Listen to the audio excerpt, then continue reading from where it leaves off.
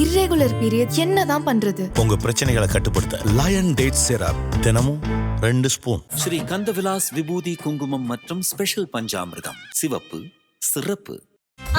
No compromise. உங்க சைடுலயும் எங்க சைடுலயும். GT Holidays, South India's #1 travel brand. Thiruvalluvar சொல்வார், இதுக்கு ஒரு எடுத்துக்காட்டு. பின்னாடி நமக்கான வைப்புக்குழி எது, உண்டியல் எதுன்னு கேட்டிங்கன்னா நாம் செய்த தர்மம் தான். தர்மம் தலை காக்கும். ஆமாம், தர்மம் தலை காக்கும்னா அதான் ஜீவகாருண்யம். இந்த பதில் நான் சொல்லலை. ஏன் ஒருவர் இந்த பிறவியில் கஷ்டப்படுகிறார்? இப்போ இறைவன் கருணையாளன் அப்படின்னா எல்லாரையும் ஒரே மாதிரி தானே படைச்சிருக்கணும்.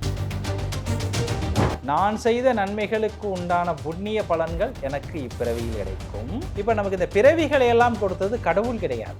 கடவுளிடம் இருக்கக்கூடிய அருள் சக்தி தான் இந்த பிறவிகளை நமக்கு கொடுக்கிறது. அந்த முதல் பிறவியில் உங்களுக்கு ஊழ்வினை கிடையாது. முதல் பிறவியில் ஊழ்வினை கிடையாது. நீங்க மனுஷரா பிறந்திருக்கிறீங்க. ஆணவத்தை குறைத்து ஜீவகாருண்யத்தை நீங்கள் வளர்த்திருந்தால் அடுத்த பிறவி உங்களுக்கு சுகமான பிறவியாக கிடைத்திருக்கும். கடவுளின் கட்டளைப்படி நடவாதவர்கள் அடுத்த பிறவியில் தீயதாவே நம்ம எடுத்துக்க கூடாது. அந்த நான்கிற எண்ணமே ஒரு ஆணவம் தான். ஐயா என்ன சொல்றாருன்னா, இறைவன் வேறு நான் வேறு என்று இருக்கிற வரைக்கும் அது ஒரு ஆணவம். உதாரணத்துக்கு ஒரு பசின்னு சொன்னீங்க, அவங்களோட வாழ்க்கை சிக்கலும் இதே தான் காரணம். எல்லாத்துக்குமே ஒரே தாய் வயிற்றில் இரட்டை குழந்தைகளாக பிறக்கிற குழந்தை, ஒரு குழந்தை ஆரோக்கியமா இருக்கு, அப்ப இன்னொரு குழந்தை ஏன் இருக்கு? கர்ம வினைகள் தான். இதுல நியாய தர்மம்லாம் பேச முடியாது. ஏசி பக்தி நேயர்களுக்கு வணக்கம். அருட்பெரும் ஜோதி என்ற சீரியஸ் வழியாக வள்ளலார் சம்பந்தப்பட்ட நிறைய நுட்பமான ஆழமான தகவல்களை நம்ம கூட டீப்பாக தெரிஞ்சுக்கிறதுக்காக புரிய வைக்கிறதுக்காக காஞ்சிபுரம் செந்தில்குமார் ஐயா இருக்காரு. வணக்கம். வணக்கம். நலமா இருக்கீங்களா? நலமா இருக்கிறேன். ஏகப்பட்ட பேர் மக்கள் அவசியம் இருக்கிறாங்க. எங்கெங்கேயோ எவ்வளோ சன்மார்க்கிகள் இருந்தாலும் இன்னும் மக்கள் வருத்தப்பட்டு தான் இருக்காங்க. ஏன் அவங்க ஜீவகாரணத்துக்கு முன் வர மாட்டாங்க? தெரிஞ்சாலுமே புரிஞ்சாலும் ஜீவகாரியம் பண்ணதுக்கு அவங்க ஏன் வர மாட்டாங்க? இது ஒரு ரொம்ப முக்கியமான கேள்வி. ஆனால் இதற்கான பதிலை ஏற்றுக்கொள்வது என்பது முக்கியமான விஷயம். ஏன்னா இதற்கான பதிலை கொடுத்தது வள்ளல் பெருமானார். இப்போ இந்த பதில் நான் சொல்லலை. ஏன் ஒருவர் இந்த பிறவியில் கஷ்டப்படுகிறார்? இப்போது இறைவன் கருணையாளன் அப்படின்னா எல்லாரையும் ஒரே மாதிரி தானே படைச்சிருக்கணும். வேறுபாடு இருக்கக்கூடாது. இறைவன் கருணையாளன் எல்லா அருளாளர்களும் சொல்கிறார்கள், வள்ளல் பெருமானாரும் சேர்த்து. ஆனால் உயிர்கள் அப்படி இல்லை. ஒருவர் பசியால் கஷ்டப்படுறார், ஒருவர் உடல் பழுதடைந்தே பிறக்கிறார். இதுபோல் பல்வேறு சூழ்நிலைகளால் இருக்க. ஒருத்தருக்கு நோய், பிறந்ததுலேருந்தே ஒரு நோயால் கஷ்டப்படுறது, அப்புறமும் நோய் வருது. ஆமாம், நோய் வருகிறது. இப்படி ஏதாவது ஒரு சூழ்நிலையில் யாராவது ஒருத்தர் கஷ்டப்படுறாங்களே. ஏன் கஷ்டப்படுறாங்க அப்படின்னா, ஜீவகாருண்ய ஒழுக்கத்தில் பெருமானார் என்ன சொல்கிறாருன்னா, யாரும் இங்கு புதிது அல்ல, எல்லாருமே ஏற்கனவே பிறந்து பிறந்து பிறந்து இறந்து இறந்து இறந்து போய் தான் இப்போ பிறந்திருக்கிறோம். அப்போது அந்த பிறவிகள் தோறும் நாம் செய்த கர்ம வினைகள், அது சரியானதாக இருந்தாலும் சரி, தீமையானதாக தவறானதாக இருந்தாலும் சரி, நான் செய்த நன்மைகளுக்கு உண்டான புண்ணிய பலன்கள் எனக்கு இப்பிறவியில் கிடைக்கும். நான் செய்த பாவகாரியங்களுக்கு உண்டான தண்டனைகளும் எனக்கு இந்த பிறவியில் கிடைக்கும். நான் இந்த பிறவியில் செய்கிறதையும் சேர்த்து, இப்போ நான் பிறந்தலேருந்து இப்போ எனக்கு 47 வயசு, 47 வயசு வரைக்கும் நான் செய்த நன்மை தீமைகளும் எனக்கு வரும். இதற்கு முந்தைய பிறவிகளில் நான் செய்ததும் எனக்கு வந்தே தீரும். இதை மாற்றவே முடியாது.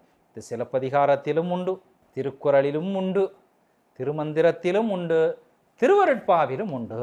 இது மாற்ற முடியாது. ஊழ்வினை உறுத்து வந்து ஊட்டும். சிலப்பதிகாரம் பாருங்க, எங்கேயோ பிறந்த கோவலன் மதுரையில பாண்டிய மன்னன் கையால் வெட்டுப்பட்டு சாகணும்னு அவனுடைய ஊழ்வினை. அப்போ இந்த ஊழ்வினையால தான் இந்த நிகழ்வுகள் அனைத்தும் நடந்துகிட்டு இருக்கு. அப்போ பெருமானார் என்ன சொல்றாருன்னா, நமக்கு 4 கரணங்கள் இருக்கு. இது ஒரு ஆச்சரியமான விஷயம் கூட. ஏன்னா எத்தனை பேர் எடுத்தோம்னே தெரியாது.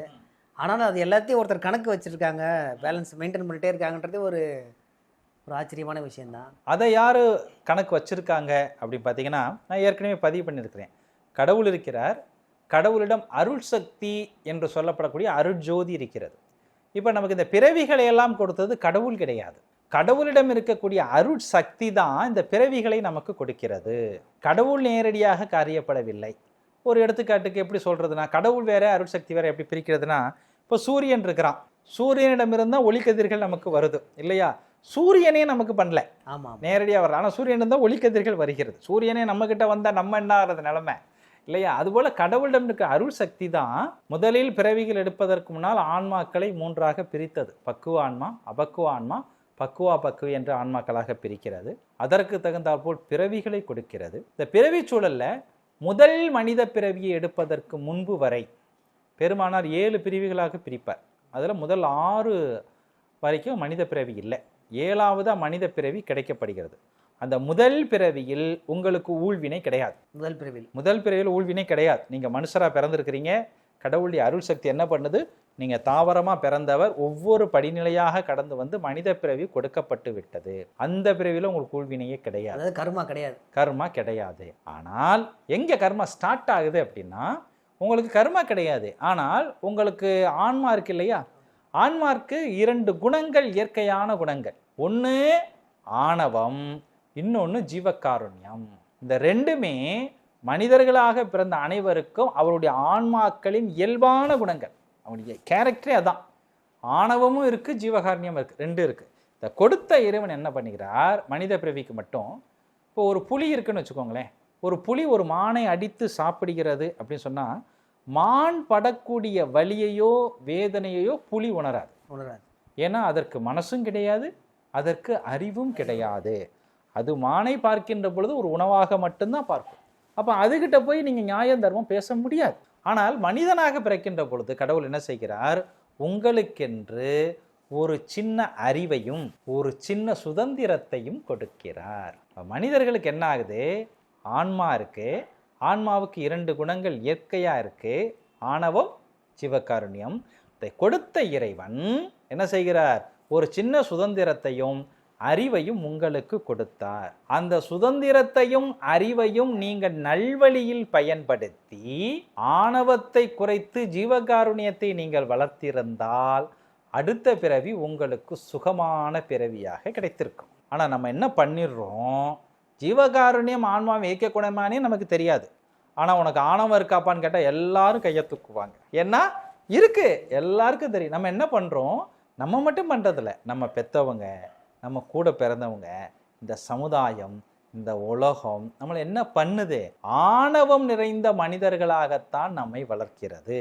நீ உனக்கு ஒரு லட்சியம், நீ பெரிய ஆளு, உன் ஜாதி உயர்ந்தது, உன் மதம் உயர்ந்தது, நீ சண்டை போடணும், நாட்டை ஜெயிக்கணும், அதிகாரத்தை கைப்பற்றணும், எல்லாம் நான் நான் நான் நான்கிற ஆணவம் வளர்க்கப்பட்ட விலங்காவே இருக்கு. மிருகம் தான் அதுவும் ஏறி போச்சு. அப்போ ஆணவம் ஏற்படும் போது நம்ம கர்ம வினைகளை வச்சு என்ன பண்ணுறோம்? இறைவனுடைய கட்டளைக்கு எதிராக செயல்படுகிறோம். ஐயா தெளிவாக ஜீவன் ஒழுக்கத்தை சொல்கிறார். கடவுளின் கட்டளைப்படி நடவாதவர்கள் அடுத்த பிறவியில் பசி போன்ற பிரச்சனைகளால் வருந்துகிறார்கள். இப்போ கடவுளுடைய கட்டளை என்னன்னா, பிற உயிர்கள்கிட்ட கருணையோடு இருக்கணும். அதுக்கு தான் ஜீவகாருண்யத்தை கொடுத்தார் இறைவன். ஆனால் ஜீவகாருண்யங்கிற ஒன்று இருக்குன்னே நமக்கு தெரியாது. நம்ம என்ன பண்ணுறோம்? ஆணவத்தை மட்டுமே வளர்த்துட்டு வரோம். ஏன்னா ஆணவத்தை வளர்க்குறதுக்கு நிறையா உதவி பண்ணும். கோபம், பொறாமை, பேராசை, நம்ம அலுவலகத்தில் இருக்க பதவி, சொத்து, சோகம், ஜாதி, பணம், இது எல்லாம் என்ன பண்ணும்? ஆணவத்தை வளர்க்கும். ஆனால் ஜீவாந்த வளர்க்கணும் என்ன பண்ணணும்? நான் பொறுமையாக இருக்கணும், தயவோடு இருக்கணும், பக்தியோடு இருக்கணும். இன்னொன்று தெரியுமா? மானங்கிற ஒன்றே கிடையாதுங்கிறார் ஐயா. நம்ம என்ன சொல்லுவோம்? தன்மானத்தோடு வாழணுண்டாங்கிறார் ஐயா. சொல்கிறார், மானமெல்லாம் போன வழி விடுத்தேன். மானத்தை, அதாவது இந்த காதில் வாங்கி இந்த காதில் விடுன்னு கூட சொல்லலை, இந்த காதிலே வாங்காத. யாரும் ஒன்று என்ன சொன்னாலும் மானமெல்லாம் போன வழி விடுத்தேன். அதை அது வாட்டும் போய்கிட்டு இருக்கு, எனக்கு அதுக்கு சம்மந்தமே இல்லைங்கிறார். என்ன சொன்னாலும் சரி. ஆமாம். ஆனால் நம்ம அப்படி இல்லையே. அப்போ நம்ம என்ன செய்கிறோம்? நம்ம வினைகளை ஆற்றுகிறோம். இப்போ அந்த வினைகளுக்கு உண்டான பிரதிபலன்களுக்கு தகுந்தால் போர் கடவுளுடைய அருள் சக்தி அடுத்த பிறவியை கொடுக்கிறது. இப்போ விலங்கா இருந்த வரைக்கும் நம்மளுக்கு வினைப்பயன், எந்த பிரச்சனையும் வினைப்பயன் கிடையாது. மனுஷனா பிறந்தோம், நாம செய்த கர்ம வினைகளுக்கு தகுந்த அப்பதான் உங்களுடைய கணக்கு ஆரம்பிக்குது. அக்கௌண்ட்ஸ் எங்க ஸ்டார்ட் ஆகுதுன்னா, முதல் விலங்குல இருந்து மனிதனா பரிணாமம் எடுக்கும் போது அவன் நல்லா தான் பிறந்திருப்பான். நல்லவர்கள் தான் எல்லாருமே நல்லா, எந்த மாற்று கருத்தும் கிடையாது. நல்லா இருந்திருக்கும், மனமும் நல்லா இருந்திருக்கும், எதுவுமே பிரச்சனை இல்லை. அங்கதான் ஆரம்பிக்குது. ஆமா. ஏன் ஆரம்பிக்குதுன்னா, ஆணவம் இருக்கு இல்லையா, அது மூலமலம் அப்படின்னு ஐயா சொல்றார். ஏற்கனவே சைவ சித்தாந்தத்திலே கூட சொல்றாங்க, ஆணவங்கிறது மூலமலம், அது சாதாரணமா விடாது. இப்போ மலங்களை பிரிக்கின்ற பொழுது 5 மலங்கள் இருக்கிறது பசு, 3 மலங்கள் இருக்கிறது ஜீவன், 1 மலம் ஆணவம், அது மட்டும் இருக்கிறது உயிர். மலமே இல்லாதது சிவம், இறைவன். இப்படி தான் ஐயா பிரிக்கிறார். அதாவது ஆணவம், கண்மம், மாயை, மாமாயை, திரோதை, இந்த 5 மலங்களும் இருந்தால் அவங்க வந்து பசு. நியாயமாக நீங்கள் நான்லாம் பசு தான், ஜீவனே கிடையாது. ஜீவன் எப்படின்னா மாமாயையும் திரோதையும் போனாதான் ஜீவன். ஜீவனுக்கு வரும்போது என்ன இருக்கும்னா ஆணவம் இருக்கும், கண்மம் கர்ம வினைகள் இருக்கும், மாயைங்கிற ஆசை இருக்கும். இப்போ இதுலையும் 2 காலி பண்ணிட்டீங்க. நீங்கள் எதை காலி பண்ணிட்டீங்க? கர்ம வினைகளை காலி பண்ணிட்டீங்க, மாயை ஆசையை விட்டுட்டீங்க.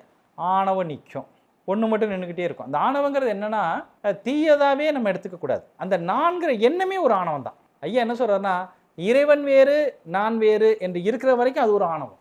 ஐயா ஒரு பாடலை சொல்கிறார், இறைவன் வர்றாராம், இறைவன் வருகிறாரேன்னு ஐயா எந்திரிச்சாராம். எந்திரிச்சோன்னே இறைவன் சொல்கிறாராம், நான் தான் வர்றேன்ல, நீயே எந்திரிக்கிற. ஆணவம் ஒளி, இதுவே ஒரு ஆணவம் தான். அந்த இடத்துல எந்திரிக்கிறதே ஒரு ஆணவமாக போகும். அது அருளாளர்களுக்கு. ஏன்னா அவங்க கிட்டலாம் அசுத்த மனசே கிடையாது. இப்போ நம்ம கிட்ட அசுத்த மனசு இருக்கு, அதனால ஆணவம் வேற மாதிரி இருக்கு. அவங்க கிட்ட இருக்கிறது எல்லாமே சுத்தம் தான். அப்போ அந்த விஷயமே இருக்கு. அப்போ அந்த ஆணவங்கிறது கடைசி வரைக்கும் வரும். அதனால தான் அது மூலமலம் அப்படின்னு சொல்லுவாங்க, லாஸ்ட் வரைக்கும் இருக்கும். அது எப்போ போகும் அப்படின்னா இறைவன் எப்பொழுது உள்ளே முழுமையாக கலக்கிறானோ அப்போ போயிடும். ஐயா அது ஒரு பாடலை சொல்கிறார், இன்று வந்து நான் இருக்கும் இடத்தில் அமர்கின்றார் அப்படிம்பார். நான் இருக்கும் இடத்தில்னா மேட்டுக்குப்பம் சித்தி வளாகமோ இல்லை வடலூர் தர்மசாலையே இல்லை. அந்த நான் அப்படிங்கிறது எங்கே இருந்துச்சோ தான் சொல்றாரு. ஆமா, அங்கே வந்து இறைவன் உட்காந்துட்டானா. நன்முனை இப்ப சொல்றாரு, இன்று வந்து நான் இருக்கும் இடத்தில் அமர்கின்றார் அப்படின்னு சொல்றாரு. அப்போ இந்த ஆணவத்தை வச்சு நம்ம என்ன பண்ணிட்டோம்? நிறைய கர்ம வினைகளை செஞ்சுட்டோம். அப்போ நம்ம நிறைய தவறுகள் செய்கின்ற பொழுது ஒன்றும் இல்லை சார், ஏன் ஒருத்தர் இந்த பிறவியில் பசியால் கஷ்டப்படுகிறார் அப்படின்னா, போன பிறவியில் என் பாக்கெட்டில் 500 ரூபா இருந்தது. என்கிட்ட ஐயா சாமி பசிக்குது, ஒரு 4 இட்லி வாங்கி கொடுங்க சாமின்னு ஒருத்தர் வந்து கேட்டார். என் கையில் காசு இருந்தும் அவருக்கு செய்ய வேண்டிய நிலையில் நான் இருந்தும் நான் செய்யாமல் விட்டிருந்தால் இந்த பிறவியில் நான் 4 இட்லிக்கு இன்னொருவரை எதிர்பார்க்கக்கூடிய நிலை தான் எனக்கு கிடைக்கும். கட்டாயமா நான் செய்யக்கூடிய இடத்தில் இருந்தும் நான் ஒருவருடைய பசியை நீக்கவில்லை என்று சொன்னால் இந்த பிறவியில் நான் என்னுடைய பசியை நீக்குவதற்கு கஷ்டப்பட்டுத்தான் ஆக வேண்டும். இப்போ நீங்கள் உதாரணத்துக்கு ஒரு பசின்னு சொன்னீங்க, அவங்களுக்கு வர வாழ்க்கை சிக்கலும் இதே தான் காரணம். எல்லாத்துக்குமே ஒருத்தருக்கு வரக்கூடிய வறுமை, ஒருவருக்கு வரக்கூடிய நோய். நீங்கள் பாருங்கள், ஒரு 2 குழந்தை பிறக்குது, ஒரு குழந்தை பிறந்ததுலேருந்தே நோஞ்சானா இருக்குது, நோய்வாய். ஒரே தாய் வயிற்றில் 2 குழந்தைகளாக பிறக்கிற குழந்தை, ஒரு குழந்தை ஆரோக்கியமாக இருக்குது. அப்போ இன்னொரு குழந்தை ஏன் இருக்குது? கர்ம வினைகள் தான். இப்போ நம்ம பொதுவாக இங்கே பேசும்போது இந்த குழந்தை என்ன பாவம் பண்ணுச்சு அப்படி சொல்லிட்டு கேட்குறோம். குழந்தை எந்த பாவமும் பண்ணவில்லை. குழந்தையின் தேகத்தில் இருக்கக்கூடிய ஆன்மா ஏற்கனவே ஒரு பிறவியில் இருக்கின்ற பொழுது அவர் கருணையில், ஐயா அதை வந்து அற்புதம் என்ன சொல்றாருன்னா கடின சித்தர்கள் அப்படின்னு சொல்றார். கடின சித்தர்கள். சித்தர்கள்லாம் நீங்கள் சித்தர்கள் அவங்கள எடுத்துக்க கூடாது. நமக்கு 4 கரணங்கள் இருக்கு, மனம், புத்தி, சித்தம், அகங்காரம். இந்த 4 வச்சு தான் நம்ம செயல்படுறோம். இந்த மனசு ஒரு விஷயத்த சொல்லும், இந்த புத்தி ஒரு விஷயத்த சொல்லும், இந்த சித்தம் தான் அதில் வந்து முடிவு பண்ணும். இது வேணுமா இது வேணுமான்னு முடிவு பண்ணும். இந்த சித்தம் நாம் தயவுள்ளவர்களாக கருணை உள்ளவர்களாக இருந்தோம்னா நன்மை தீமையை ஆராய்ந்து பார்த்து இதனால பிற உயிர்களுக்கு நஷ்டம் இல்லை, அதை செய்யலான்னு முடிவெடுக்கும். அதை சிந்திக்கணும். அந்த இடத்துல சிந்திக்கிறது நல்ல சிந்தனையாக இருக்கணும். நான் ஏன் செய்யணும்? நான் வேலைக்கு போனேன், நான் சம்பாதிச்சேன், அவன் படிக்கலை வேலைக்கு போகல, அவனுக்கு எதுக்கு நான் செய்யணும் அப்படின்னு நினச்சா இது கடின சித்தம். இதில் நியாய தர்மம்லாம் பேச முடியாது. ஐயா என்ன சொல்கிறார் அப்படின்னா நம்முடைய சிந்தனையே தர்மம் சார்ந்த சிந்தனையாகத்தான் இருக்கும். இன்னொரு முக்கியமான விஷயம் சார், நீங்கள் யாருக்கு தர்மம் கொடுத்தும் நீங்கள் நஷ்டம் அடைய போவதில்லை. நீங்கள் தர்மம் கொடுப்பதால் நீங்கள் எந்த காலத்திலும் நஷ்டம் அடைய போவதில்லை. திருவள்ளுவர் சொல்வார், இதுக்கு ஒரு எடுத்துக்காட்டு. பின்னாடி நமக்கான வைப்புக்குழி எது, உண்டியல் எதுன்னு கேட்டிங்கன்னா நாம் செய்த தர்மம் தான். தர்மம் தலை காக்கும் கூட. ஆமாம், தர்மம் தலை காக்கும்னா அதான் ஜீவகாருண்யம். தலை காக்கும்னா என்ன அர்த்தம்?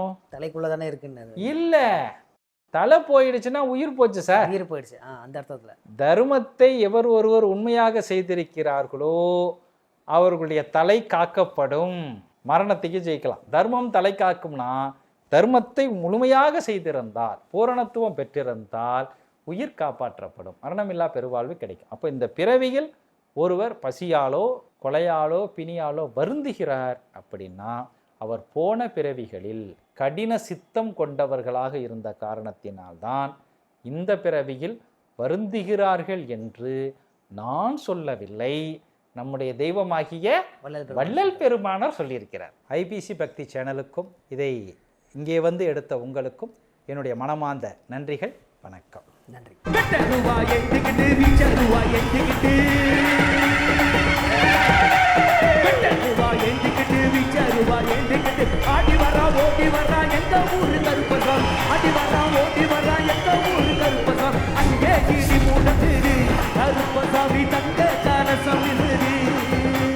இர்ரெகுலர் பீரியட் என்னதான் பண்றது? உங்க பிரச்சனைகளை கட்டுப்படுத்த லயன் டேட் சிரப் தினமும் 2 ஸ்பூன். ஸ்ரீ கந்தவிலாஸ் விபூதி குங்குமம் மற்றும் ஸ்பெஷல் பஞ்சாமிர்தம். சிவப்பு சிறப்பு.